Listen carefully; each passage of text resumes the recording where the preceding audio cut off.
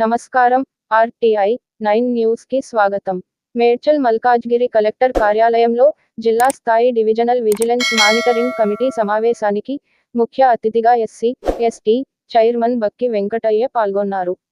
ఈ సమావేశంలో జిల్లా పరిధిలోని ఎస్సీ, ఎస్టీలపై జరుగుతున్న పలు అంశాలను కమిషన్ దృష్టికి తీసుకువచ్చిన మల్కాజ్గిరి ఎమ్మెల్యే మర్రి రాజశేఖర్ రెడ్డి, జిల్లాలో జరుగుతున్న ఎస్సీ, ఎస్టీలపై దౌర్జన్యాలు, అదుపులో పెట్టడం, అట్రాసిటీ కేసులలో ఎస్సీ, ఎస్టీలకు చట్టబద్ధమైన భద్రత కల్పించే విధంగా చర్యలు తీసుకోవాలని, వారికి ప్రభుత్వం తరపున వచ్చే అన్ని ధృవీకరణ పత్రాలు సకాలంలో మంజూరయ్యేలా అధికారులు కృషి చేయాలని, కేసులపై సిబ్బంది నిర్లక్ష్యం, ఉదాసీనతకు తావు లేకుండా, రాజకీయ ఒత్తిళ్లకు తలొగ్గకుండా పేదలను తప్పుడు కేసులలో వేధించొద్దని సమావేశంలో సూచించాను. ప్రతి 3 నెలలకు డీవీఎంసీ మీటింగ్ ఏర్పాటు చేయాలని, ప్రతి నెలలో 30 తారీఖున సివిల్ రైట్స్ డే నిర్వహించాలని అధికారులకు ఆదేశాలు జారీ చేసినారు. ఈ కార్యక్రమంలో SC, ST commission chairman Bakki Venkataiah, additional కలెక్టర్లు బిట్ల వెంకటేశ్వర్లు, డీసీపీలు, ఏసీపీలు, వినోద్ కుమార్, డిడి, తహసీల్దార్లు, డివిజన్ కమిటీ సభ్యులు, దళిత సంఘాల నాయకులు పాల్గొన్నారు.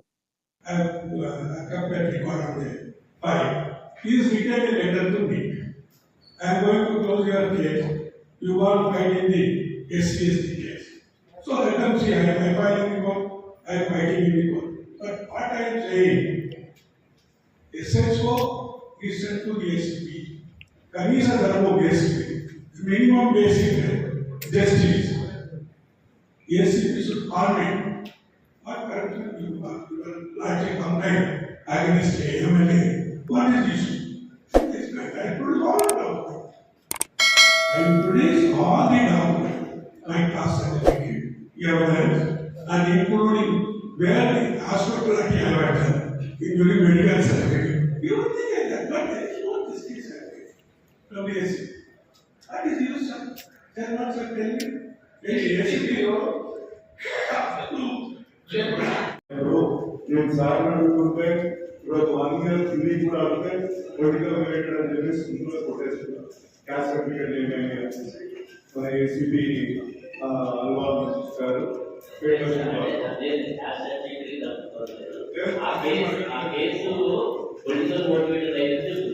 చాలా ఇక్కడ కూడా ఏమవుతుందంటే 30th November వాళ్ళు ఇన్సిడెంట్ అయింది.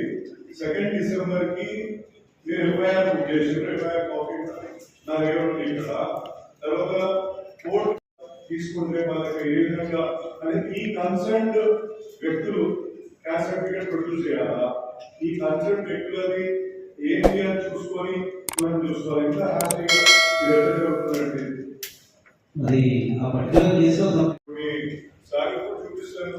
ఇక్కడ ఎఫ్ఐఆర్ పేపర్ రిమాండ్ చేసిన పేపర్ ఉంది, మధ్యలో 3 తారీఖు ఎలక్షన్ రిజల్ట్ ఉంది. మీరు అందరూ నాకు తెలిసి ఫుల్ బిజీ ఉంటారు. ఇంత ఫాస్ట్ గా ఏ విధంగా అవ్వదు సార్? ఒకటే సార్ నేను అప్పటికి రాలేదు సార్, నేను మార్చిలో వచ్చాను. అది డిసెంబర్లో జరిగింది సార్. అది చూడాలి ఇక్కడ, ఎందుకంటే చాలా పొలిటికల్లీ మోటివేటెడ్ కేసులు పెడుతూ చదివేకుంటే నేను కూడా సపోర్ట్ చేస్తా అని మా వాళ్ళందరికీ అందరికీ తెలుసు. క్యాస్ట్ సర్టిఫికేట్ రావట్లేదు ఎప్పటి నుంచో అని నేను పదే లాస్ట్ 2 మీటింగ్స్ నుంచి అడుగుతున్నా. ఎటువంటి సిచ్యువేషన్స్ కూడా మన వ్యవస్థ నుంచి జరుగుతుంది. ఓన్లీ 2 days ఈ యాక్ట్ కింద అందరికీ కాపాడుతూ ఒకరికి ఇబ్బంది కూడా పెట్టకుండా ఉండాల్సిన అవసరం మనందరి పైన కూడా ఉంటారు సార్. అది ఆ టైంలో నేను లేదు సార్. అది నేను వచ్చి మార్చిలో వచ్చాను సార్. డిసెంబర్లో జరిగింది సార్. అది జనరల్గా ఏంటంటే మేము రేప్ కేసు లాంటి కొన్ని రేప్ ఇన్సిడెంట్స్ అయితే సార్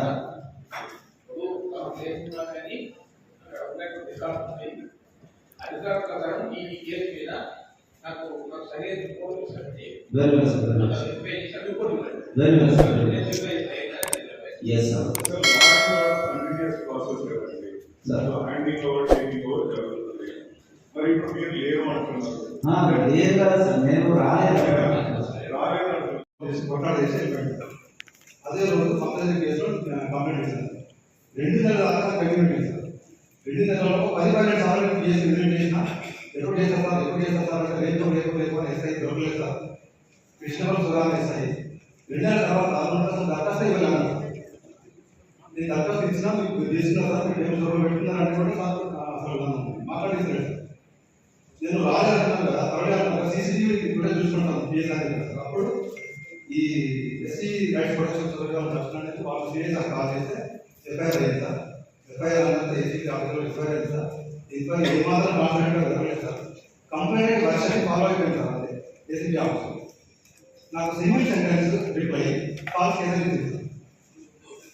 ఆ ఇంటి ముందర సీసీటీవీ ఫుటేజ్ కెమెరాలు ఉన్నాయి, మున్సిపాలిటీ రెండు ఉన్నాయి, ఒక స్కూల్లో సీసీ కెమెరా ఉంది. ఆ ఫుటేజ్ తీసుకోమని చెప్పాను నేను. మా సొంతంగా అవి పనిచేయగలను.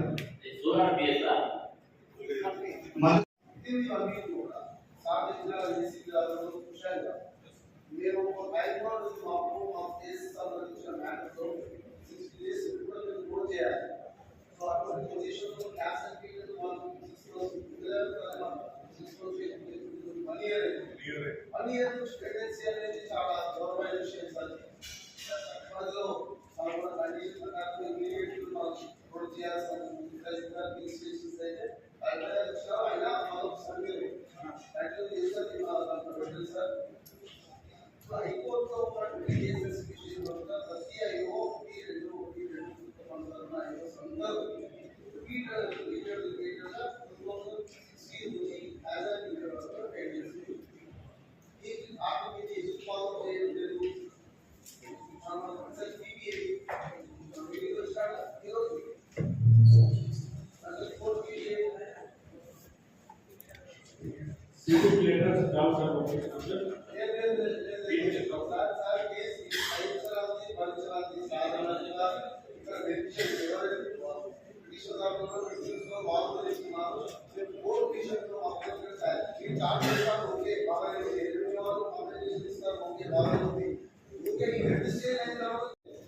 ఇప్పుడు ఎంఆర్ ఆఫీస్ లో కూడా ఎంక్వైరీ అయింది సార్. అక్కడ కూడా తీసుకెళ్ళి మేము అడ్మిట్ చేశాం. అవును సార్. ఎగ్జామ్ చేసి కాపీ అది మీదే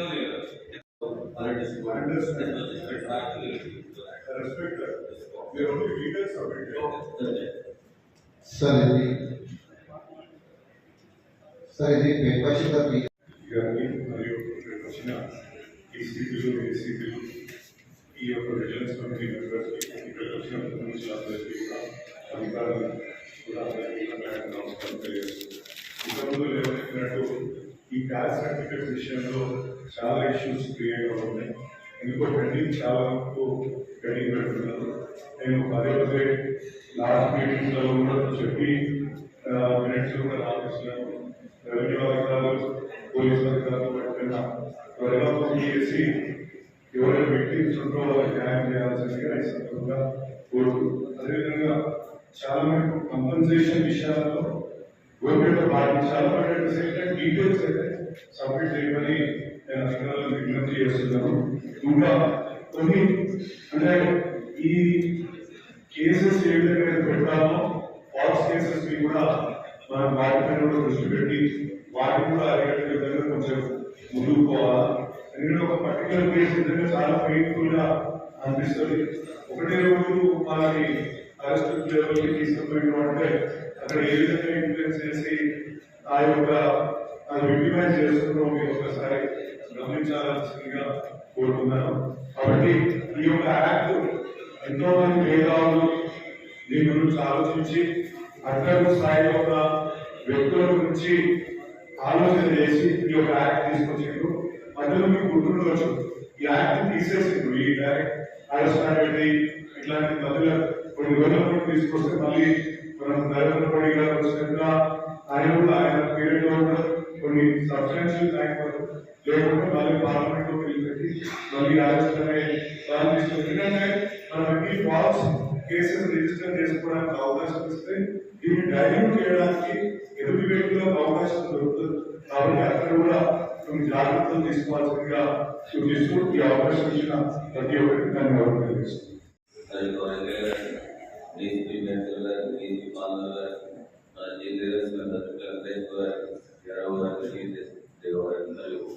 అది నమస్కారాలు. ఇంకా మనం చర్చించడం కనుక మనకు 4 విషయాలు మనకి చెప్తారు. గౌరవ చైర్మన్ గారు మనకి ఏదైతే మనకు సూచనలు ఇచ్చారో ఆ లెవెల్లో ఏసీపీస్ కానీ ఆఫీసర్స్ కానీ రిపోర్ట్ కమిషనర్ గారిని పంపించాలని కోరుతున్నాను. ఈ గ్యాస్ సర్టిఫికేట్స్ అనేది నేను రద్దు చేసి మనం మళ్ళీలో మన గౌరవ లెవెల్లో ఏం చేస్తే తర్వాత ఇష్యూ అవుతుందండి. ఎందుకంటే స్టేట్ మన నేషనల్ జీవో పాలసీ ప్రకారంగా ఆడియో కొన్ని గ్యాస్ ఆడియో కాంప్లీట్ నెట్టింగ్ తహసీల్దార్ కాంప్లీట్ కాబట్టి ఆ కమ్యూనిటీ కార్డు కోసం కొత్త తహసీల్దార్ వచ్చేసరికి గ్యాస్ మళ్ళీ ఏదైనా తప్పించినట్లయితే మన ఆయననే సమాధానం చెప్పుకోవాలి. ఫ్యూచర్ కేసు అయినా సరే సమాధానం చెప్పుకోవాలి. కాబట్టి పరిస్థితులు కొంచెం జాగ్రత్త పడిస్తున్నారు. ఇప్పుడు గౌరవ ఎమ్మెల్యే గారు మంచి సూచన చేశారు. గతంలో వేరే సర్టిఫికేట్ ఆగా ఉంటుంది కాబట్టి వేరే దాంట్లో డ్రెస్ ఇచ్చేటప్పుడు ఇబ్బంది కాకుండా చూసుకోమని చెప్పారు. ఎగ్జామ్ చేయడం జరుగుతుంది. అదేవిధంగా ఇప్పుడు మనకు పెండింగ్ సార్ మాట్లాడే చైర్మన్ గారు కూడా మనకు చెప్పారు. ఎమ్మెల్యే గారు చేసినట్లు మనకు బడ్జెట్ పెండింగ్ ఏముందో మనకు ఆల్రెడీ వచ్చిన కేసెస్ ప్రకారం ఎఫ్ఐఆర్ కానీ 25% వేడిగా ఎలక్ట్రిక్ చేసి బడ్జెట్ ప్రకారంగా సీజన్ ప్రకారంగా మనం పెండింగ్ కూడా చేస్తాం. కాబట్టి ఇప్పుడు వచ్చిన సమయంలో కూడా మీ ఇప్పుడు గౌరవ చైర్మన్ గారు అదే ఎమ్మెల్యే గారి మీద గ్రీవెన్స్ మెంబర్స్ ఏదైతే మనం ట్రైన్ చేశారో ఆ ఇష్యూస్ ఏవైతే ఉన్నాయి కంపల్సరీ అటెండ్ కానీ ప్రయారిటీ చేస్తారో వాటి రిపోర్ట్ కూడా గౌరవ చైర్మన్ గారికి ఏదైతే రిపోర్ట్ కానీ కాపు కూడా కలిపెట్టి సంపాదించి కోరుతున్నాను. Thank you sir. గౌరవ చైర్మన్ గారిని సంఖ్యాకు సంబంధించి కోటాకు సపరేట్గా మేము ఆపరేషన్ ఇంట్లో కాకపోతే స్థితిలో ఈ సమాచారం చాలా న్యాయం జరుగుతున్న విషయం దాని వచ్చింది. సమాచారం చైర్మన్ గారు కూడా నేషనల్ చైర్మన్ గారు వచ్చినారు, జగదీష్ గారు వచ్చినారు, వెంకటేష్ గారు వచ్చినారు. సో రకరకాల రిపీటెడ్ ప్రాబ్లం చేస్తూ ఉంది. చెక్కింగ్ మిషన్ విషయంలో కూడా ఎక్కువ జాగ్రత్తగా ట్రైన్ చేసినట్లయితే అందులో స్పెషల్ కేసు కింద ట్రీట్ చేసి ఎస్టాబ్లిష్మెంట్ రాకుండా అప్పుడు అక్కడ ఉన్నటువంటి యాక్షన్ కానీ కాకుండా సపరేట్ బడ్జెట్లో కేటాయించి మీకు ఎలా ప్రోత్సాహం ఈ విషయంలో యాక్చువల్గా ప్రైమరీగా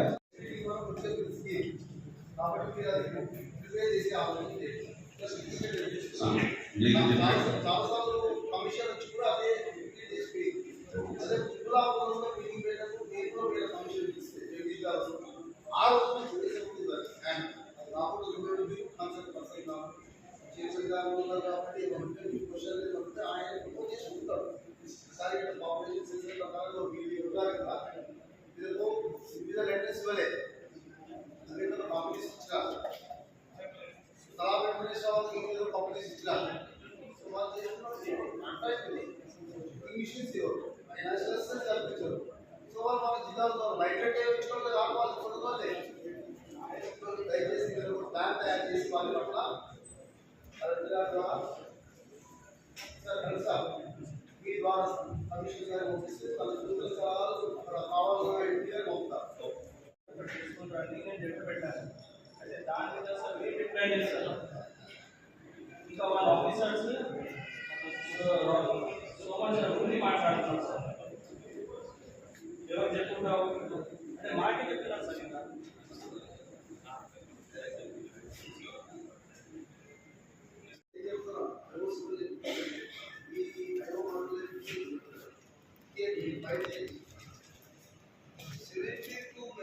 మాట్లాడి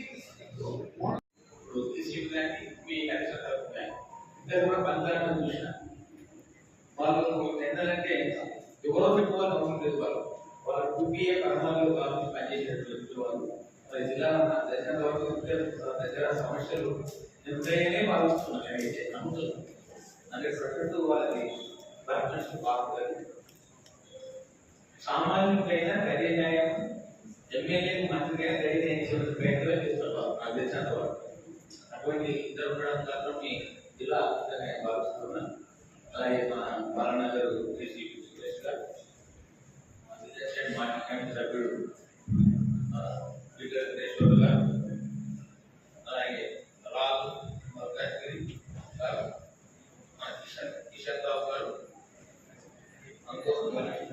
దత్తాజ్ నాయక్ గారు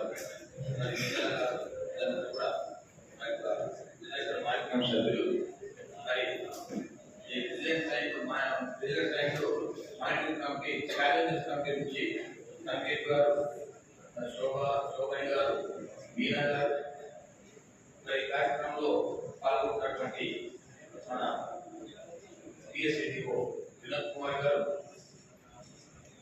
మన జేసీపీ కూడా టి మహేష్ గారు జేసీపీ పేరుపల్లి రాములు గారు జేసీపీ కుక్కట్పల్లి శ్రీనివాసరావు గారు జేసీపీ బాలనగర్ హనుమంతరావు గారు మరి ఇతర మన ఏడిఎస్ కార్పొరేషన్ గారు మరి ఇతర ప్రభుత్వ అధికారులు మన టీఆర్ఓ హరిప్రియ టీఆర్ఓ గారు మరి ఈ కార్యక్రమంలో పాల్గొన్నటువంటి ఇతర దళిత నాయకులు పేరు పేరు అందరికీ మాట్లాడేటువంటి మా యొక్క దళిత బంధువులందరికీ మీటింగ్లో పాల్గొన్నటువంటి ప్రెస్ సోదరులకు లభిత ప్రభుత్వ అధికారులు జిల్లా అధికారులు పాల్గొన్నారు అందులో పేరు పేరున నా యొక్క జేబీలు నమస్కారం. ముఖ్యంగా కలుగుతారు మన మీటింగ్లో చిన్న లోపమైతే ఉన్నది మనం తప్పకుండా మళ్ళీ మీటింగ్ వల్ల టీంకు తప్పకుండా రావాలి. హైకోర్టులో కొన్ని సమస్యలు కోర్టు పెన్షన్ అవుతుంది చాలా హైకోర్టు తప్పకుండా చెప్పేవారు మనం ఫాలో చేయాలి ఎక్కడ పర్సన్ చేయాలంటే మనం టీంకు తప్పకుండా రావాలి. మళ్ళీ తప్పకుండా టీంకు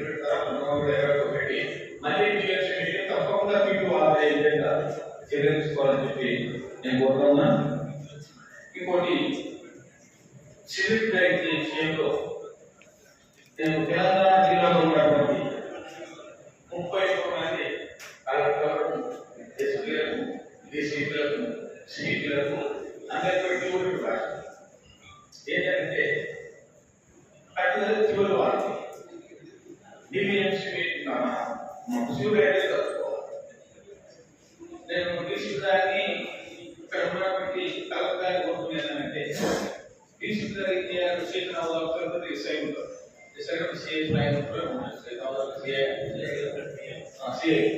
వాళ్ళకి ఏంటంటే ఒక షెడ్యూల్ తయారు చేసుకోవాలి. టైం ఈ నెల ఈ ఊళ్ళే సివిల్ రైట్ అని ఒక సంవత్సరంలో 6 నెలలు ఒక 50 రూపాయలు అడ్వాన్స్ పెడితే అందరికి క్లారిటీ ఉంటాయి. అది ఒక సెంటర్ పాయింట్ పెట్టి ఈ మధ్య కేసులు బాగా ఎక్కువ కనుక దీని మొత్తం ఏం చేస్తున్నారు ఎస్సీ ఎస్టీ వాళ్ళ అది లాభం లేదు. ఎస్టీలో జాతరలు ఎవరు జరుగుతున్నాయి అగ్రవాదంలో భీషణం జరుగుతున్నాయి. వాళ్ళ సెంటర్ పాయింట్ పెట్టి మిగతా వాళ్ళకి చెందిన కల్పించాలి.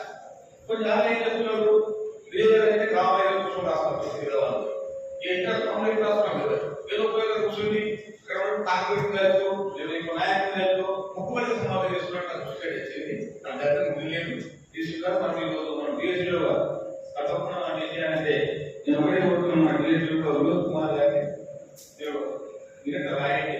తప్పకుండా ఒక 6 నెలల సంవత్సరానికి మన యాక్ట్ తయారు చేసుకోవాలి. తహసీల్దార్ కలెక్టర్ గారు ఆదేశిస్తారు. డీసీపీ గారు అక్కడ వాళ్ళకి ఆదేశించి తప్పకుండా షెడ్యూల్ తయారు చేసుకుని ముందుకోవాలని చెప్పి నేను కోరుతున్నాను. ఇంకోటి క్యాస్ట్ సర్టిఫికేట్ కానీ నోట్ చేసుకున్నా సార్ 1260/1/23 ఉంది సార్. అది రెఫర్ చేసిన సార్. అయితే కౌంటర్గా ఒక కేసు రిజిస్టర్ సార్ 1260/23 అని